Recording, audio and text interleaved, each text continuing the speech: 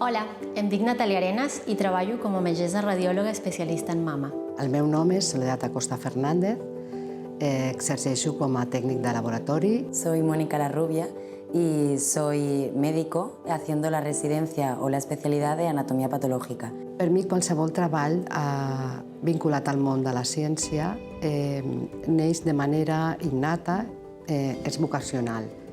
En el meu cas, des de petita, he sigut sempre molt empàtica i va ser, curiosament, aquesta característica la que em va fer que em dediqués al món de la ciència. Hay una anécdota que es graciosa porque cuando yo tenía 7, 8 años, a mi hermano le regalaron un microscopio y entonces nos tirábamos las tardes mirando cosas al microscopio, desde hojas de árboles hasta alas de mosca. Y yo creo que en ese momento se puede decir como que despertó en mí una curiosidad por intentar entender más allá de lo evidente, ¿no?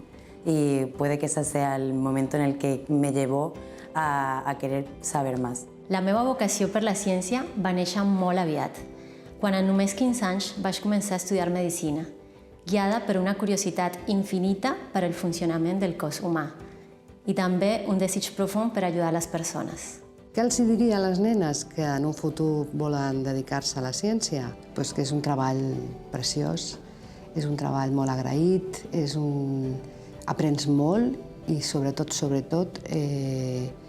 ayudas a mejorar la vida de los demás.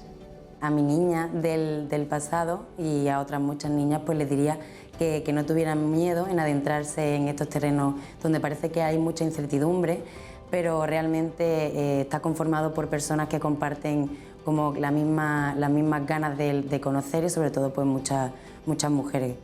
A totes les nenes que s'unieu en dedicar-vos a la ciència us dic: confieu en vosaltres mateixes, pregunteu-vos el perquè de tot i no tingueu por a ser curioses. El món necessita de les vostres idees per avançar. Sigueu valentes perquè podeu aconseguir tot el que us proposeu i endavant amb força, perquè la ciència també és vostra.